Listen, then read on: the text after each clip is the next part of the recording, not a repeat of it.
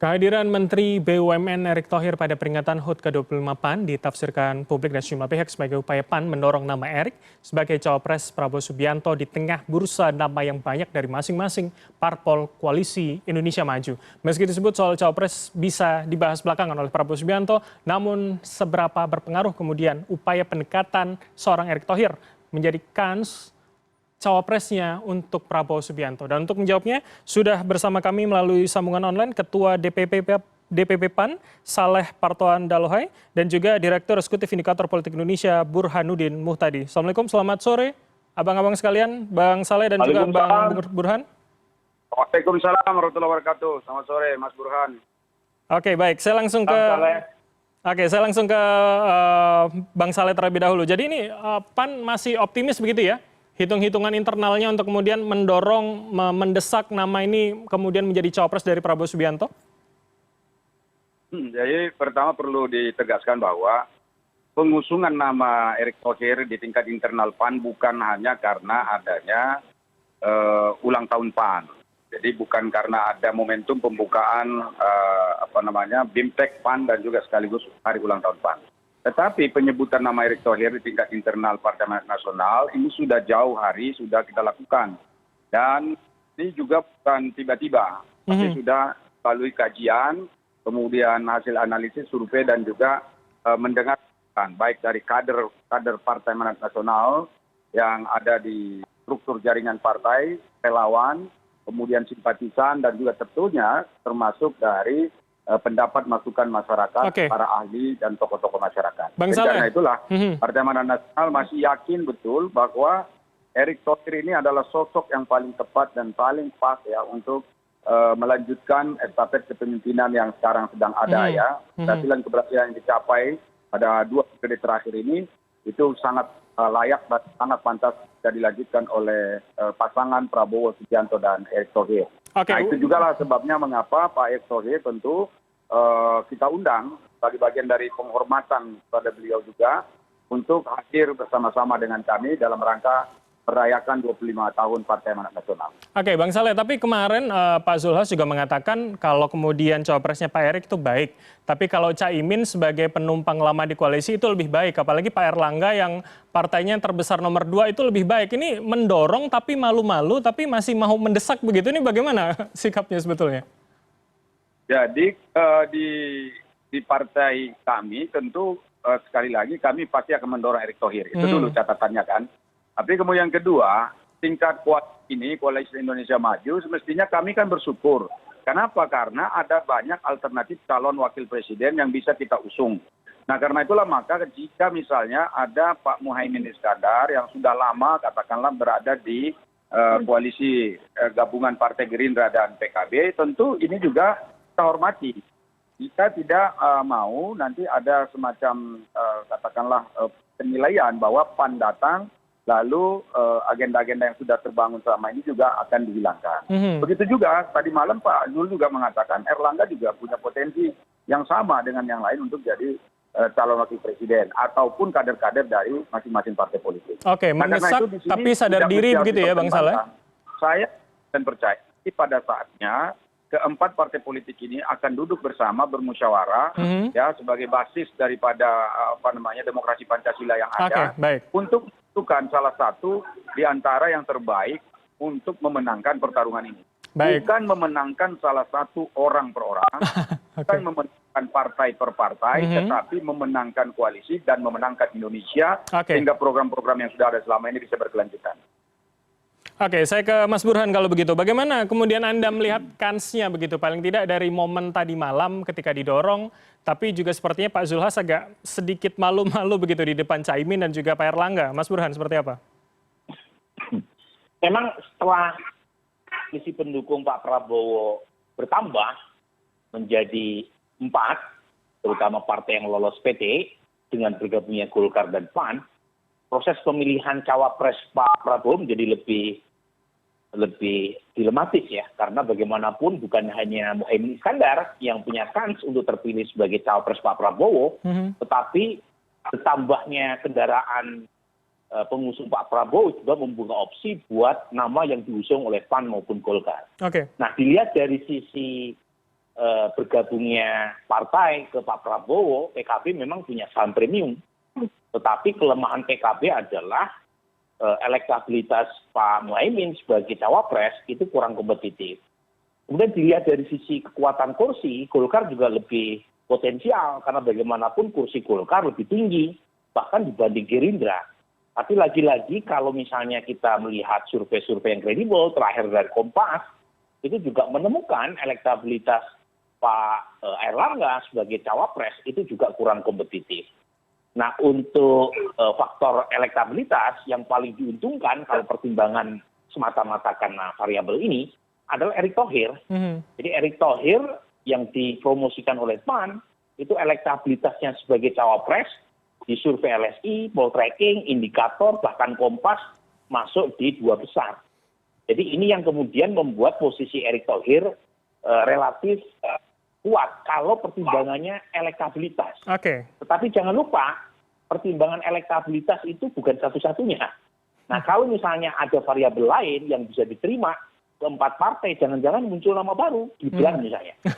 Tapi lagi-lagi ini kan masih menunggu ya proses MK.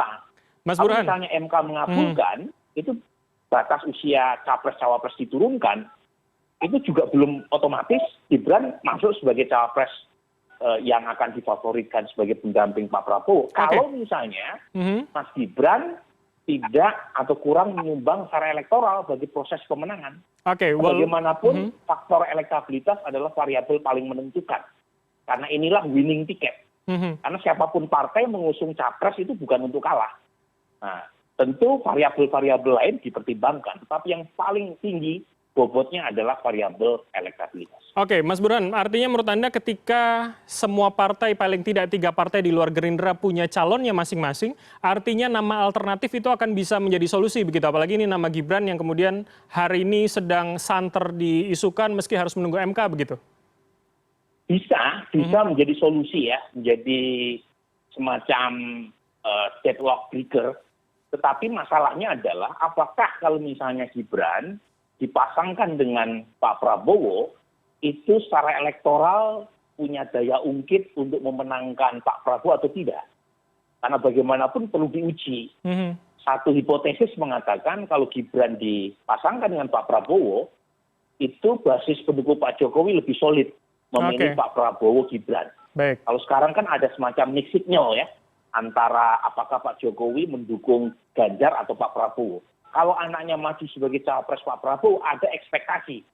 Ya. Tetapi jangan lupa, hipotesis ini bisa juga di-challenge dengan misalnya kalau keduanya itu dikombinasikan, jangan-jangan muncul isu politik dinasti. Dan itu akan mengurangi kans Pak Prabowo untuk menang. Jadi dan saya kira baik Pak Prabowo atau Pak Jokowi itu akan melihat secara rasional. Karena bagaimanapun dunia politik saya kira Bung Saleh setuju. Itu makin lama makin saintifik. Jadi kalau misalnya ukurannya nggak bisa pakai rasa, harus pakai data. Saya tanyakan ke Bang Saleh kalau begitu. Nama alternatif nanti bisa jadi muncul dan menjadi jalan tengah begitu. Ini akan menjadi titik legowo begitu bagi PAN ketika memang bukan nama calon Anda yang dipilih sebagai cawapres Pak Prabowo? Jadi pertama begini, di dalam politik ini itu semua hal bisa saja terjadi. Karena memang salah satu definisi politik itu menurut saya adalah seni untuk mencari kemungkinan terbaik, ya, terbaik untuk partai-partai, terbaik untuk semua pihak, dan terbaik untuk bangsa ini. Nah, karena itulah maka tentu di dalam merumuskan cawapres seperti ini pun nanti akan dicarikan jalan dan solusi terbaik. Nah, adapun misalnya kalau ada muncul nama-nama alternatif, kita akan lihat dulu apakah memang ini sudah sesuai dengan konstitusi, sudah sesuai dengan aturan perundangan yang ada atau belum. Nah, jika belum ada, tentu kita belum bisa membahasnya secara katakanlah detail seperti itu. Baru berandai-andai. Nah, kami untuk saat ini mungkin tidak berandai-andai dulu, karena yang tidak andai-andai ada, yang jelas kan ada. Jadi Pak Burhan mengatakan Erick Thohir ini elektabilitasnya sudah sangat baik ya. Nah, mungkin saja kalau ini digabungkan dengan Prabowo, elektabilitas itu akan semakin tinggi. Karena itulah maka dalam konteks ini kami akan tetap mengajukan nama Erick Thohir ya tentu untuk didiskusikan, untuk dicarikan bagaimana supaya kita nanti menemukan cawapres terbaik untuk bersama. Oke, untuk semua, terakhir Bang Saleh. Jadi artinya meyakinkan kepada Golkar dan juga kepada PKB itu bagaimana nanti cara PAN untuk kemudian meyakinkan? Apalagi kemudian elektabilitas tadi disebutkan Erick Thohir masih lebih unggul begitu daripada dua calon lain.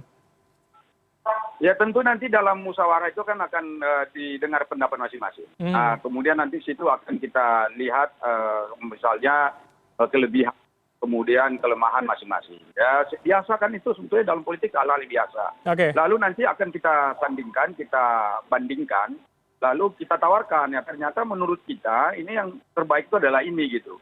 Bukan untuk PAN sebetulnya, tapi untuk kita bersama. Baik, gitu. baik Bang Saleh. Untung kita sebenarnya masih punya ini. Nah, nanti tentu akan ada katakanlah dalam tanda petik mungkin penolakan, enggak persetujuan dan seterusnya.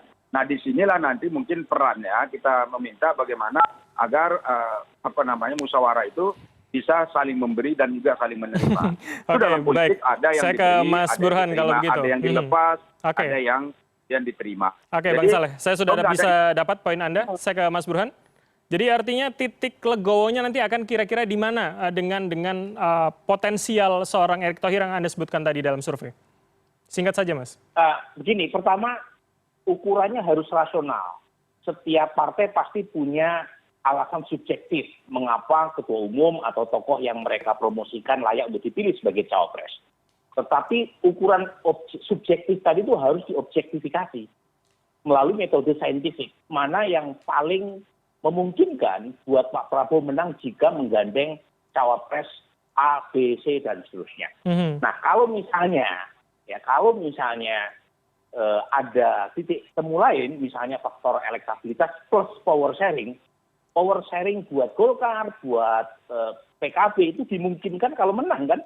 Kalau Pak Prabowo kalah kan nggak mungkin ada power sharing misalnya sekian anggota kabinet, kemudian beberapa pos kementerian yang lain. Jadi power sharing bisa dimungkinkan bukan semata-mata urusan cawapres, tapi power sharing di tempat lain. Tapi dengan satu syarat menang dulu. Nah ini saya kira bahasa yang bisa mempertemukan konsensus di antara partai-partai pendukung Pak Prabowo. Artinya diskusi panggung belakang akan semakin banyak begitu ya, tidak hanya soal cawapres, tapi juga kemudian menang dulu atau tidak, itu pertanyaannya. Baik, terima kasih atas waktu. Terima kasih Mas Burhan, Direktur Eksekutif Indikator Politik Indonesia, dan juga Bang Saleh, Ketua DPP Partai Amanat Nasional, telah bergabung bersama kami. Selamat malam semuanya.